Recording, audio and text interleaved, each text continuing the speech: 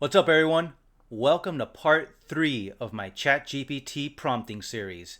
Today, we're going to learn how ChatGPT can make pictures, analyze pictures, and how to get it to write in your own voice so it doesn't sound like just some generic ChatGPT that everybody else is spitting out.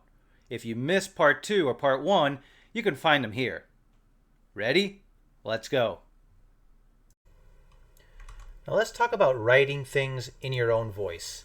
So if you ask ChatGPT to write something for you, it's going to do it in a very kind of wordy academic style. But what if you want to copy the way you write? It's pretty simple. You do what's called multi-shot prompting. You give it a sample of what your writing is like. So let's say I need an introduction to a blog about Amazon Kendra. Here is a sample of my previous writing. Use the same style and tone and do not alter it too much. And there is a copy of something I wrote for one of my other blogs. And let's see what we get. Beautiful. It mirrors the same structure. It tells you the right certification. And it talks about what it does, and it keeps the same brevity, the same style, and this looks like something that I wrote. It gives you a great starting point.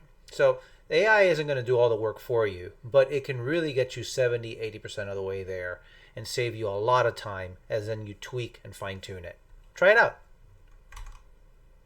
So besides reading images, it can make them, of course. So create an image for my presentation. All right. It'll ask us about the main points. It's about ChatGPT and how to use it in everyday life.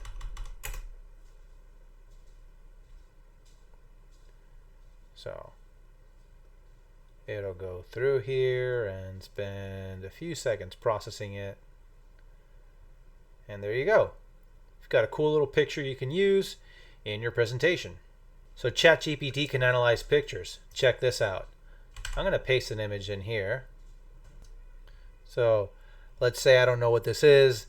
I want ChatGPT to help me out with it.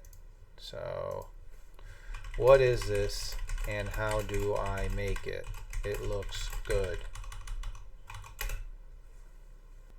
And as you see, it picked it up right away. This is a classic dessert called the Baked Alaska, which is ice cream and cake topped with toasted meringue. And here's a recipe on how to do it and all your instructions. Another awesome feature. So there you have it.